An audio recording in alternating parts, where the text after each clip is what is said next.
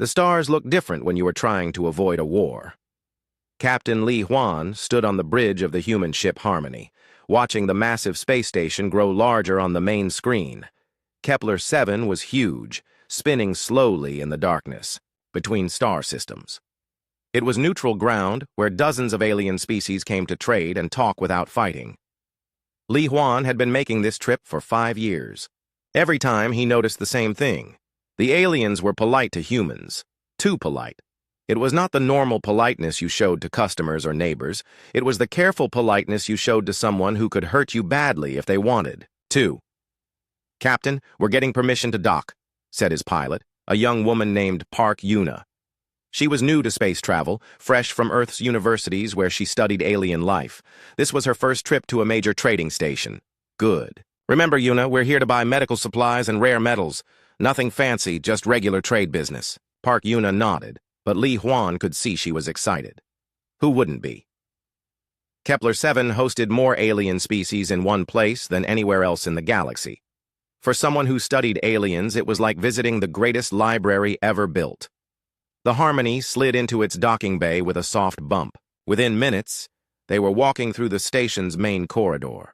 The ceiling was high and curved, with lights that changed color based on what species was looking at them. Humans saw warm yellow light.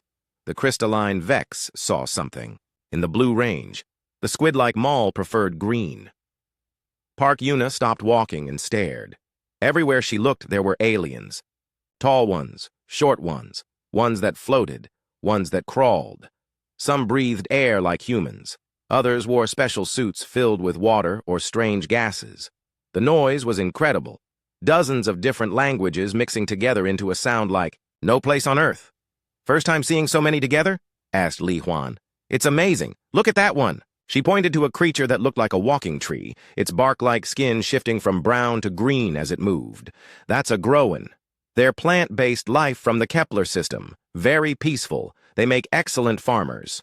As they walked deeper into the station, Park Yuna began to notice something strange. When aliens saw humans coming, they moved out of the way, not in a rude way, but quickly and quietly. Conversation stopped for a moment when humans passed by. Eyes followed them, but not with curiosity, with something that looked like fear. "Captain," she said quietly, "why do they all act like that around us?" Li Huan had noticed it too, of course. Every human who traveled in space noticed it eventually. Act like what? Like we're dangerous. Like they're afraid of us. Before Li Huan could answer, a voice called out behind them. "Captain Li, good to see you again." They turned to see Merchant Kex walking toward them. Kex was a Vex, one of the crystal people from the Vex worlds. His body was made of what looked like living, diamond, clear and bright, with colors moving through it like light through a prism. Kex had been trading with humans for years and spoke perfect Earth standard. "Hello, Kex. How's business?" "Very good. Very good. The medical supplies you ordered are ready. Top quality, as always, for human customers." Kex's crystals shifted to a warm blue color, which Park Yuna had learned meant happiness in Vex body language. They followed Kex to his shop, a large space filled with containers of all sizes. Some held medicines, others contained rare metals and gems. Still others held things Park Yuna couldn't identify. Alien technology that might be tools or art or something completely different. While Li Huan and Kex talked business, Park Yuna wandered around the shop. Near the back, she found another Vex, younger than Kex, organizing inventory. This one's crystals were dim, almost gray. "Hello," she said in simple Vex language. "I am Park Yuna. I study life forms." The young Vex looked up, startled. Its crystals flickered between gray and dark blue. Surprise and worry. You study us?" "I study all kinds of life. I want to understand how different species live and think. Your people fascinate me, living crystal that can think and feel." "It's wonderful." The young Vex's crystals dimmed even more. "Wonderful? You think we are wonderful?" "Of course. Why wouldn't I? Because..." The Vex looked around nervously, then moved closer. "Because you are human. Your species. You do not remember your own legend, do you?" Park Yuna frowned. What legend? Before the young Vex could answer, Kex appeared beside them. His crystals were flashing red, anger, or alarm. He spoke quickly in the Vex language, too fast for Park Yuna to understand. The young Vex's crystals went completely gray, and it hurried. Away. I'm sorry, said Kex, his crystals returning to blue. My assistant is young, not used to talking with humans. What did he mean about a legend? Kex was quiet for a long moment. His crystals shifted through several colors before settling on a deep, steady blue. Just old stories. Nothing important. Shall we finish our business? Back on Earth, in a building that most people never noticed, Kim Day was having trouble sleeping. He worked as an archivist for the Global Memory Institute, a place where Earth kept its most important historical records. His job was to make sure old documents and data files didn't get lost or damaged. For the past month, he had been working on organizing files from the early space colonization period. Humans had first left Earth in large numbers around 2150, spreading out to dozens of star systems over the next 40 years. It should have been one of the most documented periods in human history. Instead, Kim Day kept finding gaps. Big gaps. 33 years of history that seemed to have holes in it, like someone had deliberately removed information. The official record said that between 2156 and 2189, humans had expanded peacefully into space, making contact with alien species and establishing colonies.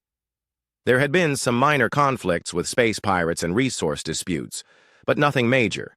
Nothing that would explain why Kim Day kept finding references to things that weren't in the main historical files. References to something called the Silent War. References to Protocol 7 and the Gray Fleet. References to military units that didn't appear in any official records. Kim Day sat at his desk, looking at a datapad full of fragments.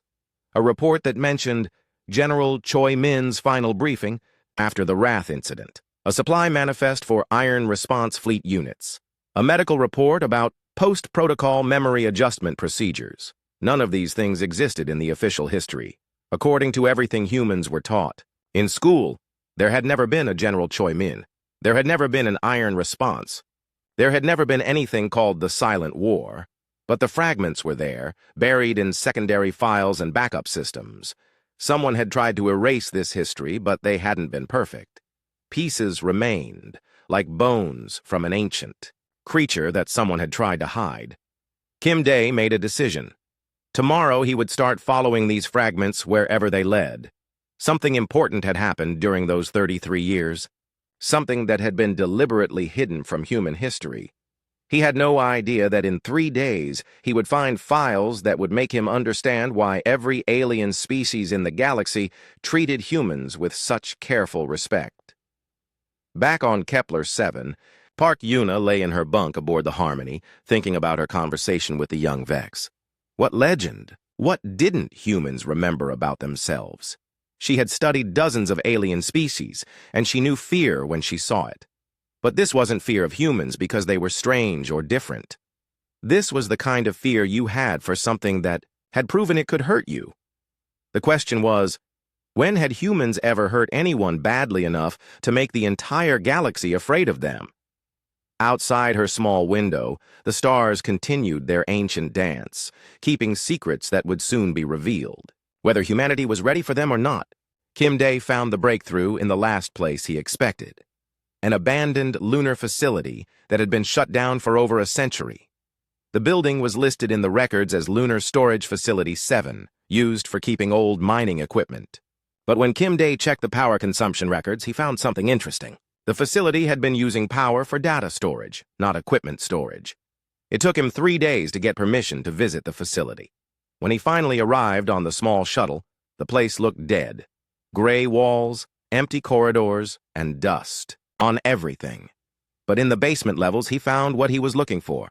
Rows and rows of data storage units, still powered, still working. And they were full of files that had been hidden from the main Earth databases for over 200 years.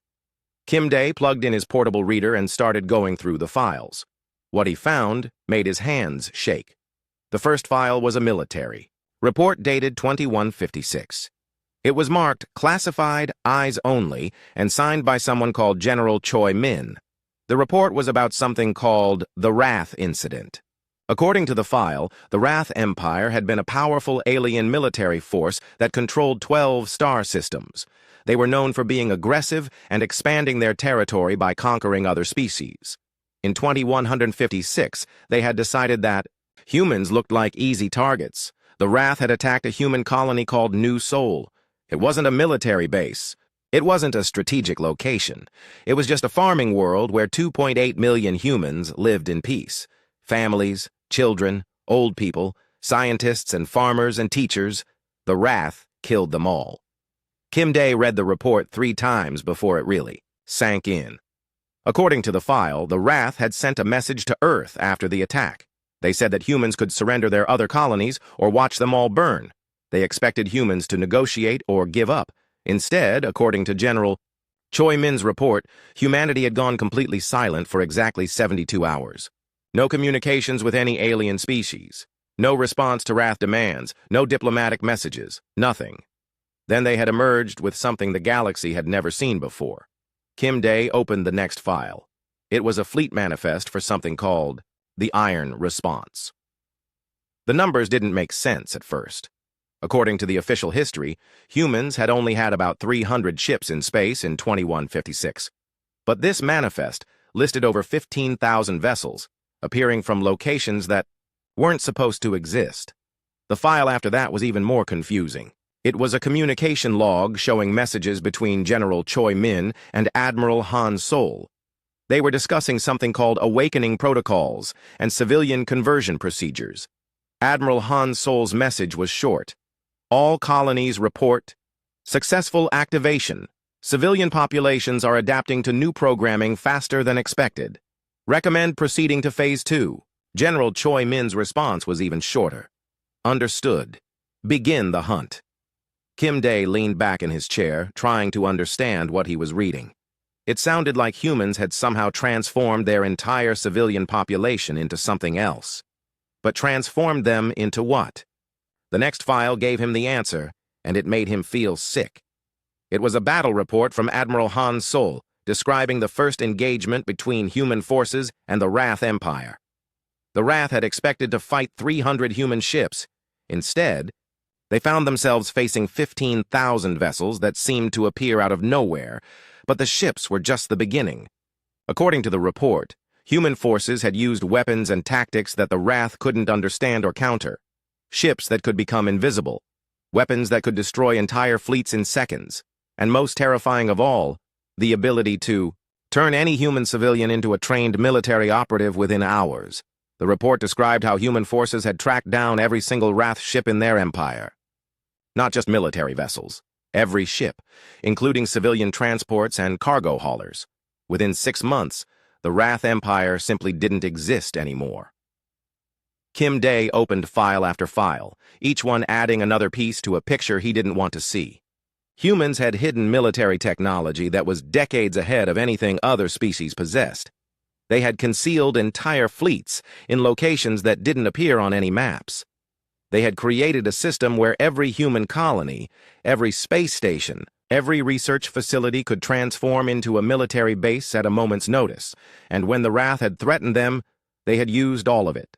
The final file in the sequence was a joint agreement between humanity and something called the Galactic Council. It was dated 6 months after the Wrath incident.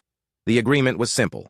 Humanity would hide their true military capabilities and allow their own population to forget what had happened.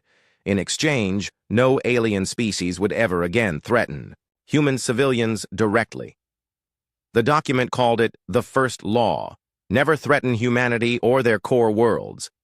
Every species in the galaxy would teach this law to their children, but the reasons would be forgotten over time. It would become just tradition, just the way things were done. Kim Day found one more file marked Personal Log, General Choi Min. He opened it with trembling fingers. Today, we signed the agreement that will make the galaxy forget what we are capable of. Perhaps that's for the best. I have seen what humans become when we stop pretending to be civilized. I have seen what we can do when we choose to become monsters. The Wrath Empire is gone. Not just defeated, erased. Every ship, every base, Every record of their existence has been removed from the galaxy. We did this in 6 months, and we did it so completely that in a few years, no one will remember they ever existed. Other species call it the Silent War because we never declared it, never announced it, never explained it. We just made the wrath disappear. And now they want to make sure we never do it again. I agree with them. What we became during those 6 months, that was not humanity at its best. That was humanity as a force of nature, and nature can be terrible. So we will hide the weapons. We will seal the records. We will let our own people forget what they are capable of. And maybe, if we're lucky, we'll never need to remember. Kim Day sat in the empty lunar facility, surrounded by the hidden history of his species.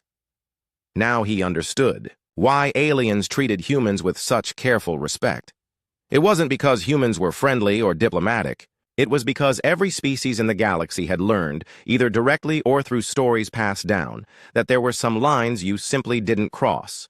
And the first rule, the most important rule, was simple: never threaten humanity.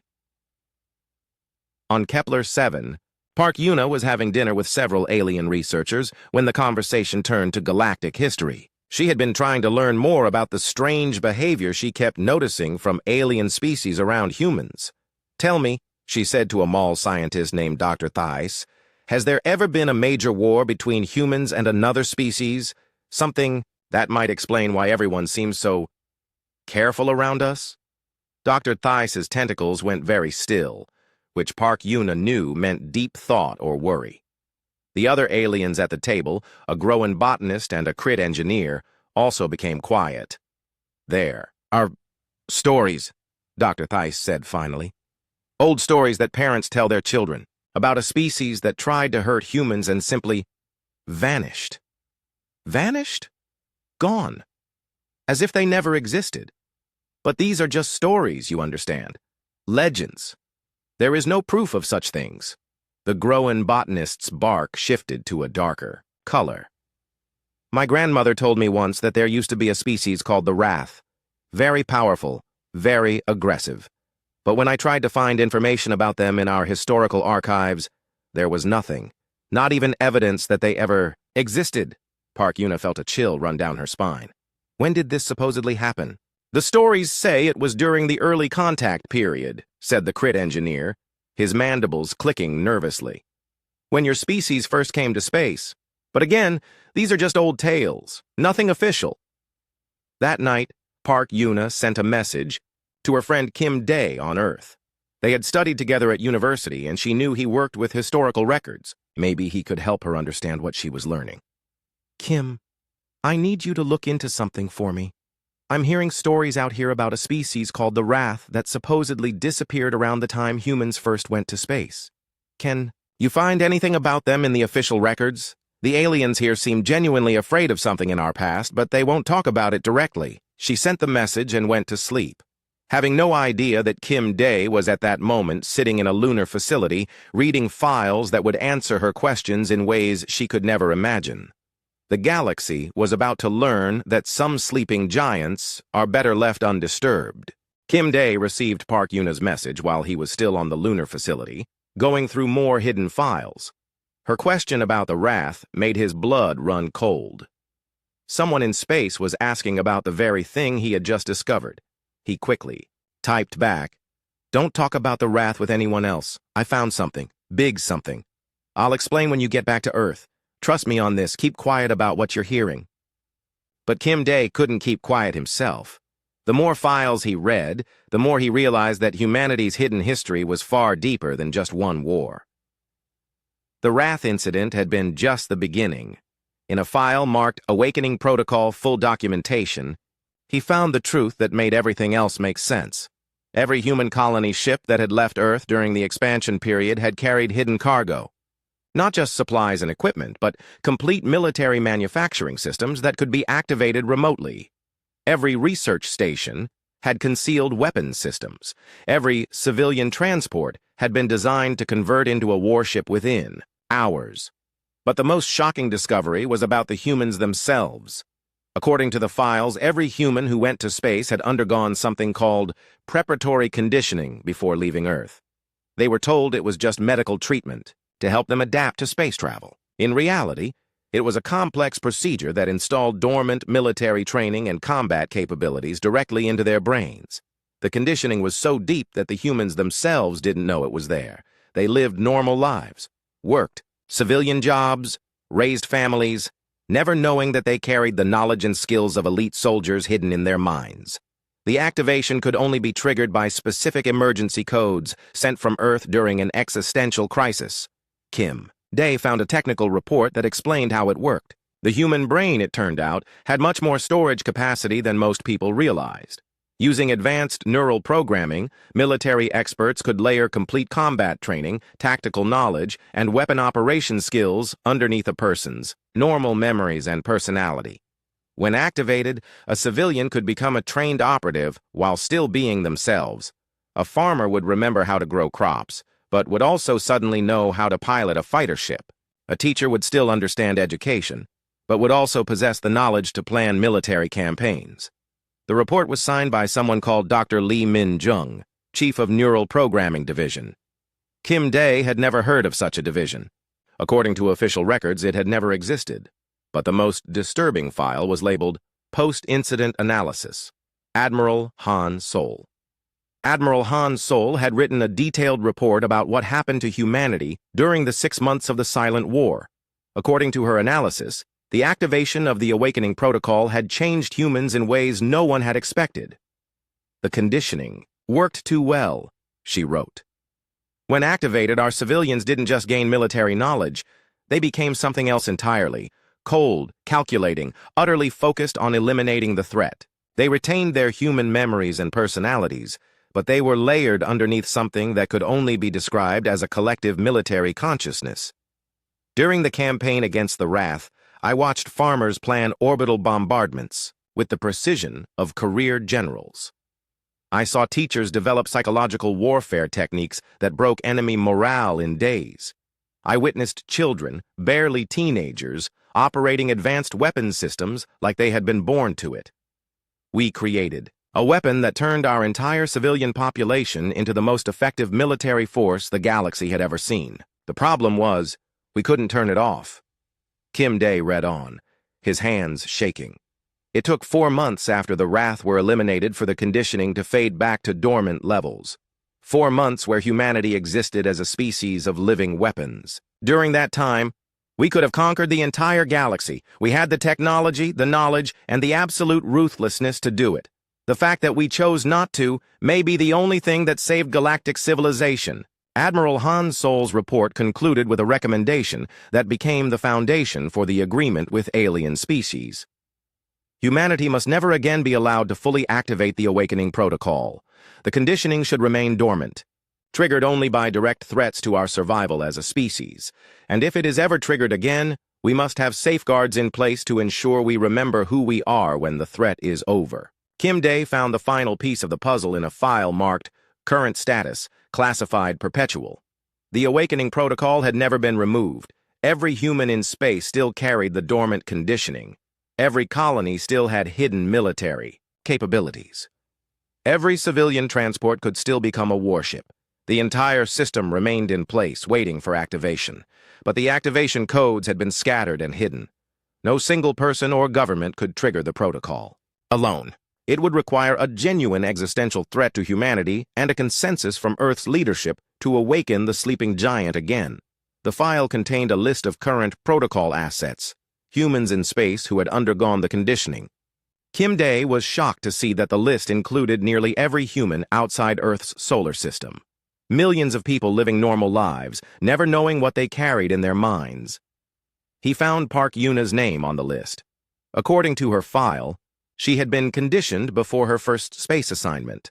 Her official role was xenobiologist, but her dormant capabilities included advanced xenological warfare, alien psychology manipulation, and something ominously labeled species-specific elimination protocols. Kim Day stared at the screen, thinking about his friend.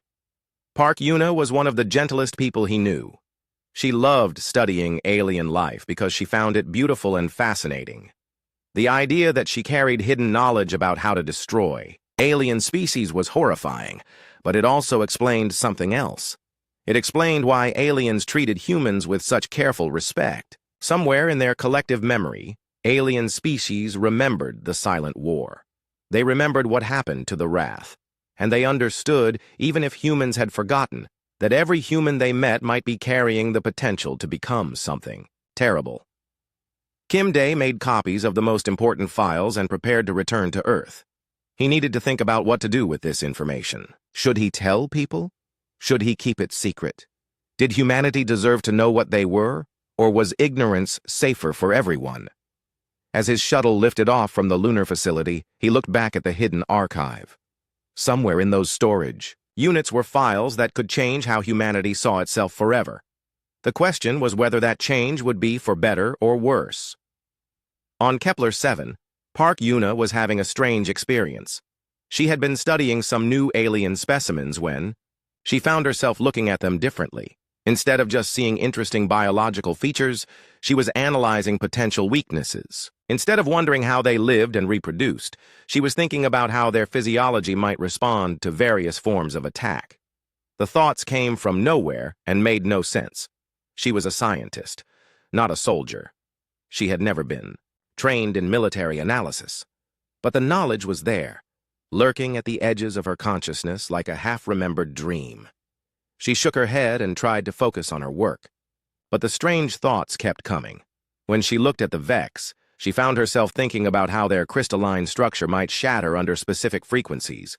When she watched the Maul swimming in their tank, she wondered about the effects of certain chemical compounds on their breathing systems. Park Yuna didn't know it yet, but something was stirring in her mind. The conditioning that had been dormant for years was beginning to wake up, triggered by her investigation into humanity's hidden past. And far out in the dark space beyond the galaxy's edge, something else was stirring too. A species that had been watching and waiting, studying the old records and learning from the Wrath's mistakes. They had spent 2 centuries preparing for the day they would test themselves against the legendary human war machine.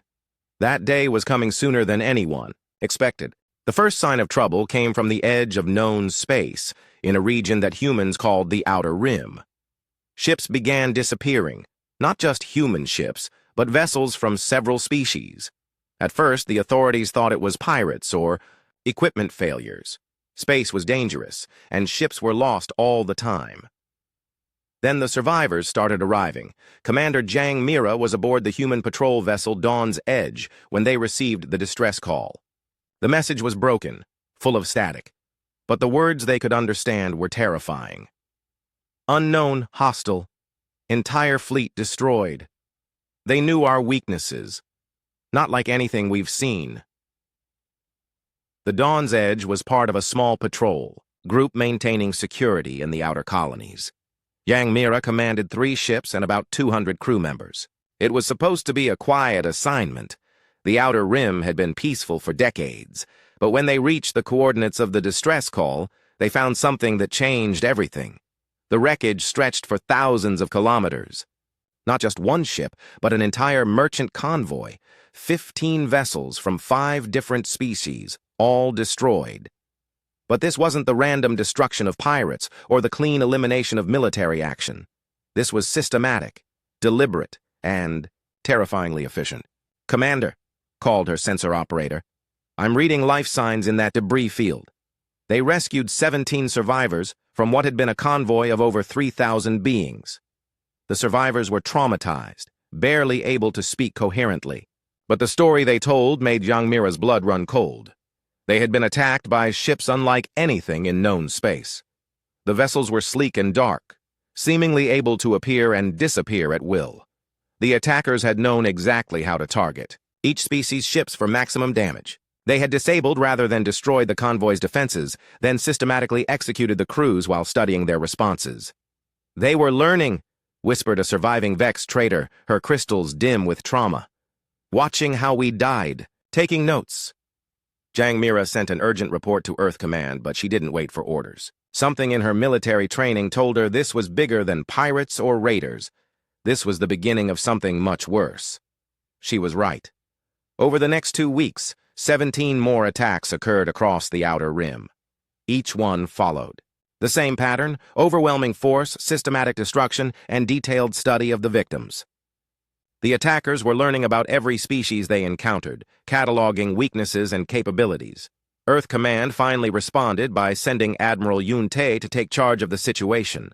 Jang Mira had heard of Admiral Yun. He was supposed to be retired, living quietly on Earth.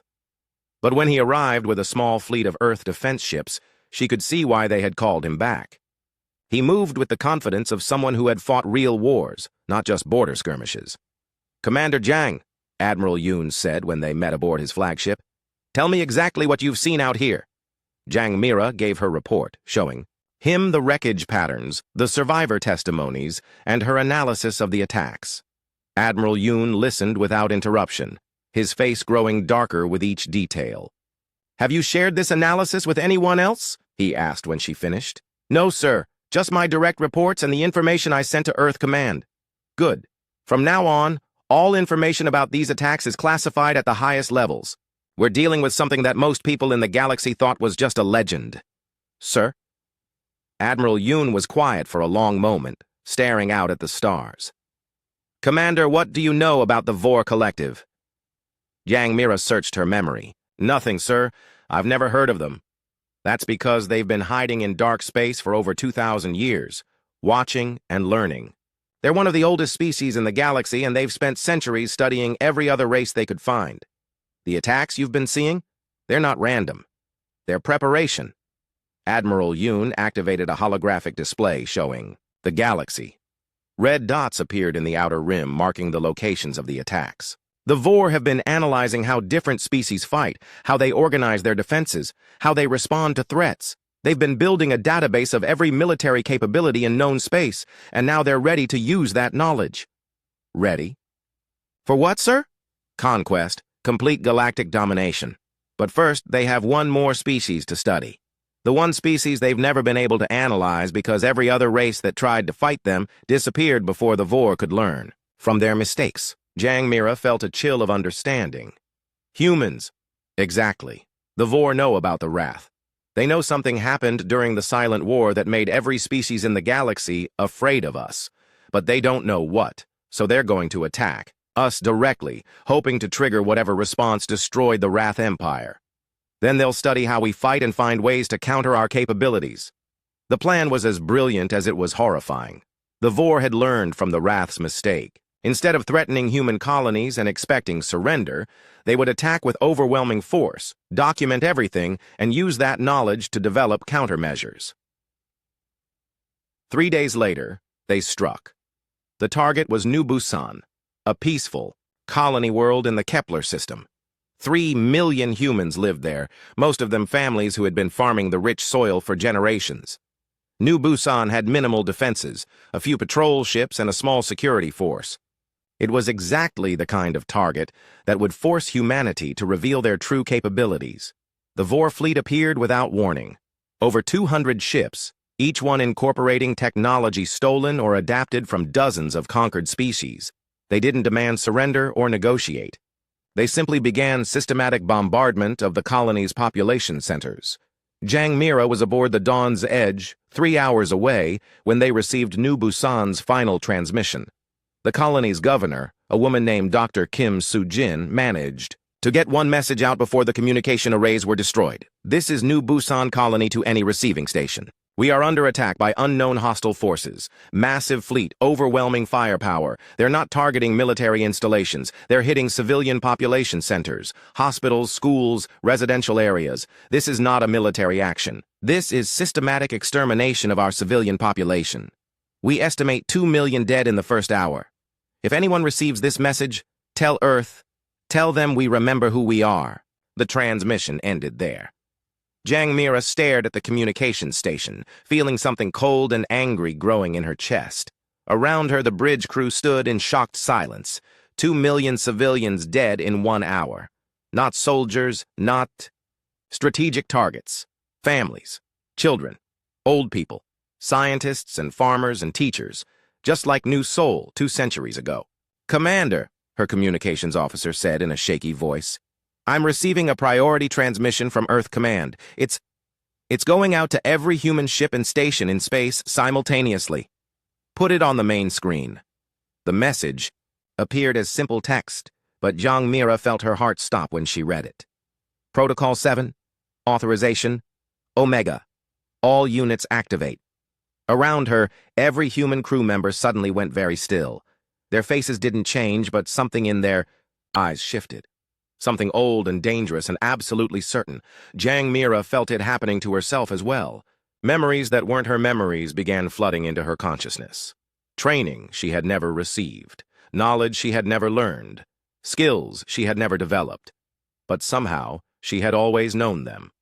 As the transformation swept through her mind, Commander Jiang Mira understood what Dr. Kim Soo-jin had meant in her final message. Humanity did remember who they were. They had just been sleeping. Now they were awake. On Earth, Kim Dae sat in his archive office, watching news reports of the new Busan attack. Every major news network was covering the story. But what they didn't know was that similar attacks had been happening across human space for the past hour. 12 colonies hit simultaneously. 20 million human civilians dead. Kim Dae's hands were shaking as he typed a message to Park Yuna. "It's happening again. The thing I found in the files. Check your ship's emergency protocols. Something is about to change, and you need to be ready." But he was too late. By the time his message reached Kepler 7, Park Yuna was no longer the gentle xenobiologist who had left Earth. She was something else entirely, and she was preparing to show the galaxy why every species knew the first law of galactic civilization: never threaten humanity. Park Yuna was examining alien tissue samples when the message arrived. She felt the words more than heard them, as if they had been spoken directly into her mind. Protocol 7, Authorization Omega, all units activate. The laboratory around her suddenly looked different. The equipment she had been using for biological research revealed itself as sophisticated analysis tools capable of much more than studying alien life. The tissue samples she had been examining were no longer just scientific curiosities. They became detailed intelligence about potential enemy physiology, and she remembered everything. Not new memories, but memories that had always been there, hidden beneath her conscious thoughts. Years of training she had never known she received. Knowledge about alien species that went far beyond simple biology. Understanding of weaknesses, pressure points, and elimination methods for every life form she had ever encountered. Park Yuna looked at her hands and saw that they were steady. She felt calm, focused, and absolutely certain about what needed to be done. The gentle scientist who had worried about alien feelings was still there, but she was now layered beneath something much older and more dangerous. She activated her personal communicator and sent a coded message to Captain Li Huan. She didn't consciously know the codes, but her fingers moved with automatic precision across the keypad. "Captain, recommend immediate return to Harmony. We have work to do." Captain Li Huan received the message while he was in a meeting with station administrators. As soon as he read Park Yuna's words, he felt the same transformation beginning in his mind. Suddenly, he could see Kepler 7 not as a peaceful trading station, but as a strategic asset that could be controlled or eliminated as needed. "Gentlemen," he said to the surprised administrators, "this meeting is over. All human personnel will be returning to our ships immediately." Within an hour, every human on Kepler 7 had quietly returned to their vessels. The alien administrators didn't try to stop them. They could see something had changed in the humans' behavior, and their instincts told them not to interfere. As the Harmony undocked from the station, Park Yuna stood on the bridge beside Captain Li Huan. But neither of them was looking at the ship's controls the way they had before. Now they could see hidden interfaces, concealed weapon systems, and capabilities that had been invisible to their conscious minds. "Captain," Park Yuna said, "recommend activating full ship configuration." Li Huan nodded and placed his hand on what had appeared to be a simple navigation console. Hidden scanners read his palm print, retina pattern, and brainwave signature. Satisfied that this was indeed an activated human, the ship began its transformation. Panels slid open to reveal advanced weapons arrays. Engine systems that had been operating at minimal capacity suddenly surged to full power. Stealth systems that had been disguised as standard navigation equipment came online. Within minutes, the peaceful diplomatic vessel Harmony had become something that could challenge a military cruiser. All across human space, the same transformation was occurring. Civilian transports revealed themselves as assault ships. Research stations deployed weapons that could crack planets. Colonies that had seemed defenseless suddenly bristled with defenses that made them nearly impregnable. And the humans themselves changed most of all. Commander Jang Mira felt the awakening complete itself as her patrol ships joined with Admiral Yun Tai's fleet. Looking around her bridge, she could see that every crew member now moved with the precise efficiency of elite soldiers. They retained their personalities and memories, but those were now supported by layers of military knowledge and tactical awareness. "Admiral," she reported, "all ships report full activation. We are ready to proceed." Admiral Yun Tai nodded grimly. "The Vor made a mistake, Commander. They studied the wrong lessons from history. They learned that attacking humans triggers a response, but they thought they could prepare for that response by observing it. They don't understand that we're not just another military force. We're something that doesn't exist anywhere else in the galaxy." "Sir?" "Every other species treats war as politics by other means. They fight for territory, resources, ideology. But when humans go to war, really go to war, we fight for survival. And when we fight for survival, we don't stop until the threat is completely eliminated." The first Vor ships to encounter activated human forces learned this lesson too late. A Vor battle group had been pursuing survivors from New Busan when they encountered what appeared to be a single human patrol vessel.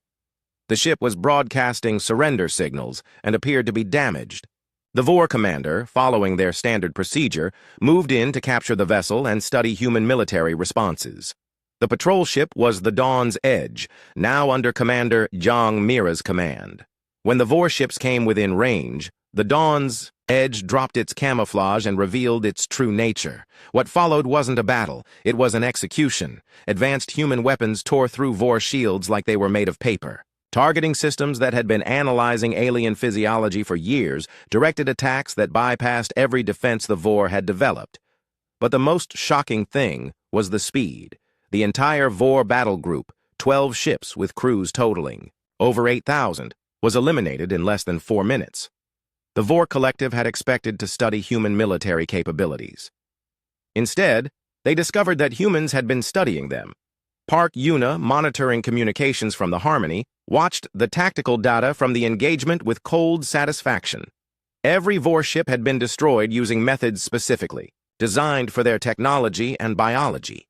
Weapons that targeted their specific shield frequencies, boarding actions that exploited their known psychological weaknesses, elimination protocols that ensured no survivors would escape to report what they had learned. "Captain," she said to Li Huan, "recommend we proceed to the Vor staging area in the Kepler system. Intelligence suggests they have established a forward base there." Li Huan nodded. Around the galaxy, similar conversations were taking place, aboard hundreds of human vessels. But these weren't random revenge attacks.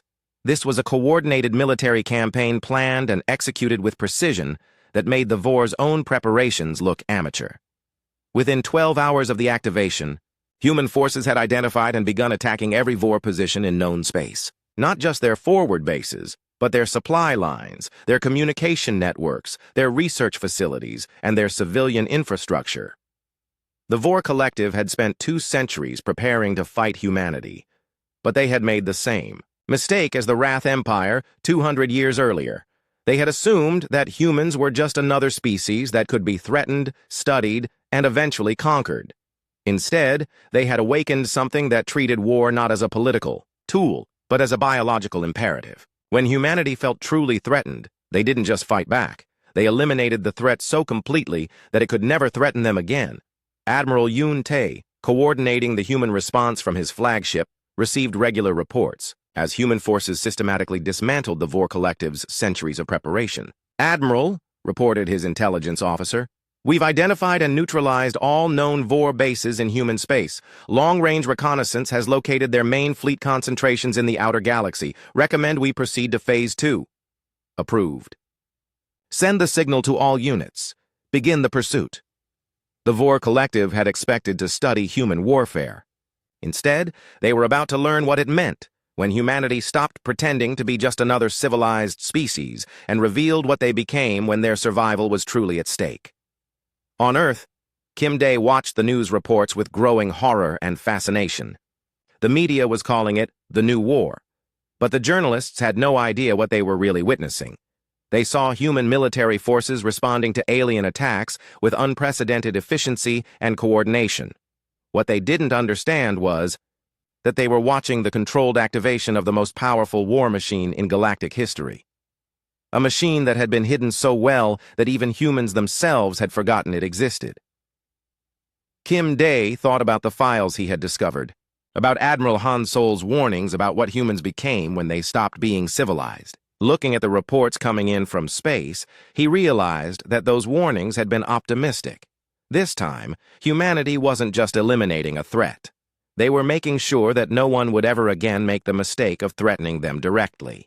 The Vor Collective was about to learn why every species in the galaxy knew the first law, even if they had forgotten the reasons behind it. The hunt took 3 months.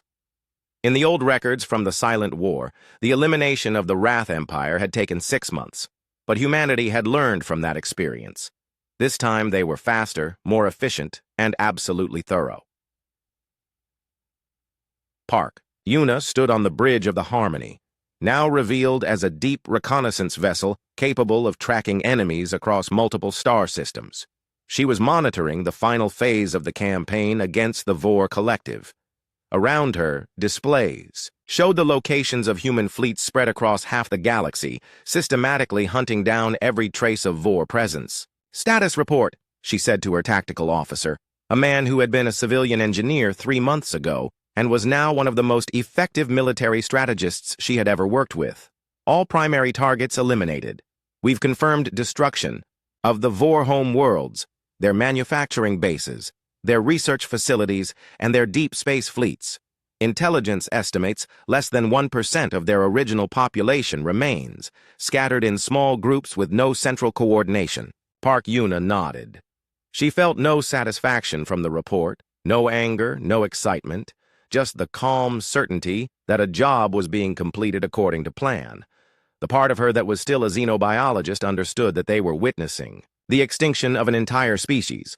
But the part that had been awakened 3 months ago saw it simply as the elimination of a threat. Recommendations for final cleanup?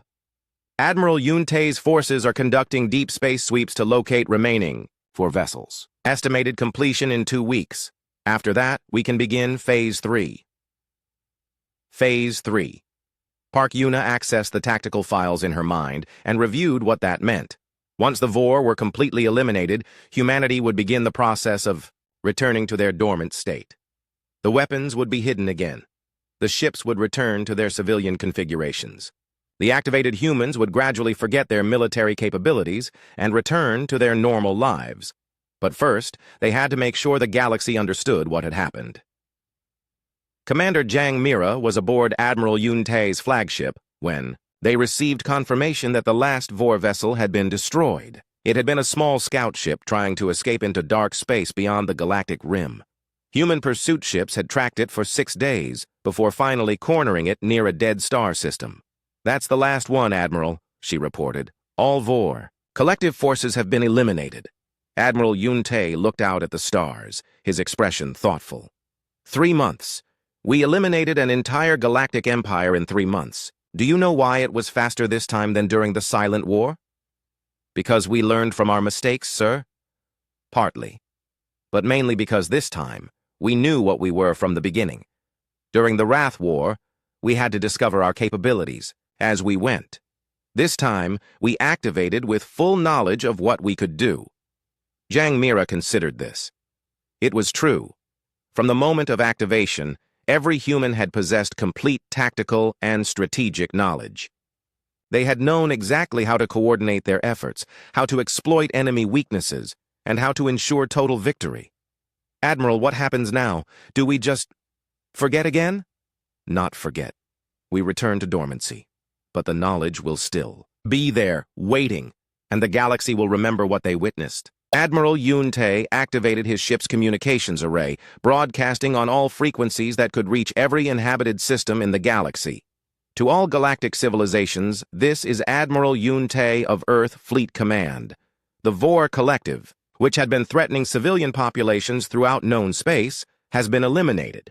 All Vor military forces, infrastructure, and population centers have been destroyed. This action was taken in response to direct attacks on human civilians, resulting in over 20 million deaths.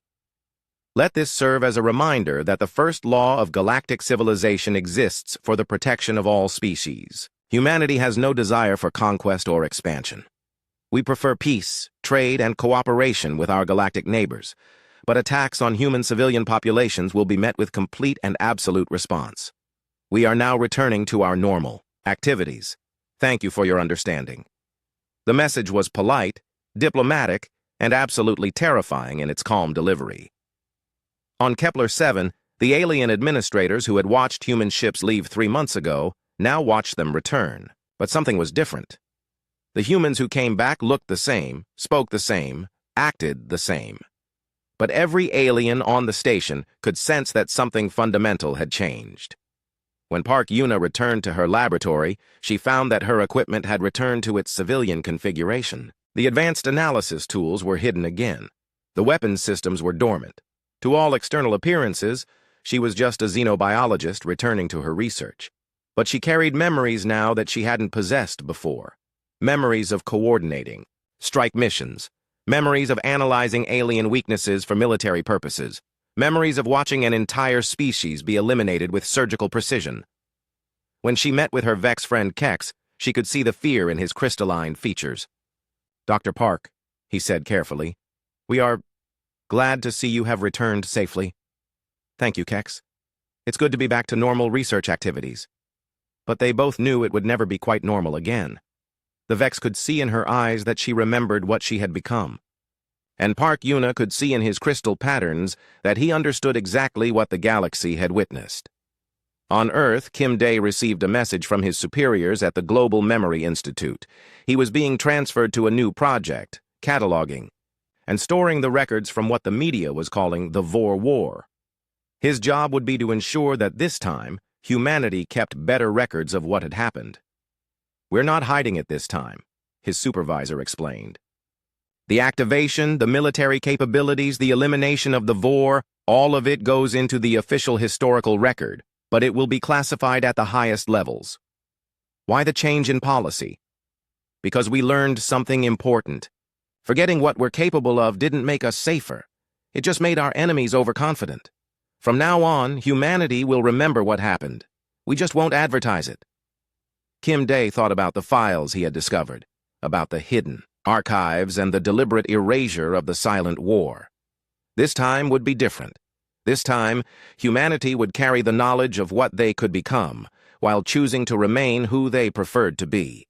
Across the galaxy, the effects of the Vor War spread through alien civilizations like ripples in a pond. Species that had grown careless about the first law suddenly remembered why it existed. Parents told their children about the humans who had eliminated an entire galactic empire in 3 months, not out of conquest or glory, but simply because. That empire had threatened human civilians. The story became legend, then law, then simple common sense. Never threaten humanity directly. But the most important lesson was one that few species fully understood. The humans hadn't become monsters and stayed monsters.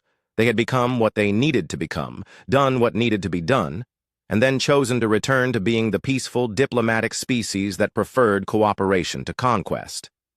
That choice, the ability to become terrible when necessary and then choose to be human again, was what made them truly dangerous. It meant that any species considering threatening humanity had to face a simple question. Is what you want worth the risk of awakening something that might eliminate you completely and then go back to farming and teaching and studying alien life as if nothing had happened? For most species, the answer was obvious. Park Yuna returned to her xenobiological research, studying alien life with the same gentle curiosity she had always possessed. But now she also carried the knowledge of exactly how fragile that life could be, and how quickly it could disappear if it made the wrong choices. Captain Li Huan resumed his diplomatic missions, traveling between star systems and facilitating peaceful trade agreements. But alien negotiators noticed that he carried himself differently now, with the quiet confidence of someone who had seen what lay beneath humanity's peaceful surface. Kim Day organized the historical records, making sure that future generations of humans would understand what they were capable of, while hoping they would never need to find out directly. And Admiral Yoon Tae returned to his quiet retirement on Earth, knowing that the galaxy was safe, for at least another few centuries. The lesson had been taught again, and it would take time for any species to become foolish enough to need a reminder. The first law of galactic civilization remained in force: never threaten humanity directly. But now it carried a new understanding. It wasn't just a rule about avoiding human anger or military response. It was a warning about what happened when you forced the galaxy's guardians to remember that they were guardians. 50 years later, when a young alien student asked her teacher why humans were treated with such universal respect, the teacher thought carefully before answering. Because, little one, they have the power to destroy anything that threatens them, and the wisdom to choose not to use that power unless they absolutely must. They could rule the galaxy by force, but they prefer to live in it as neighbors. That choice, to be gentle when you could be terrible, is the rarest and most precious thing in the universe. The student nodded solemnly, and the less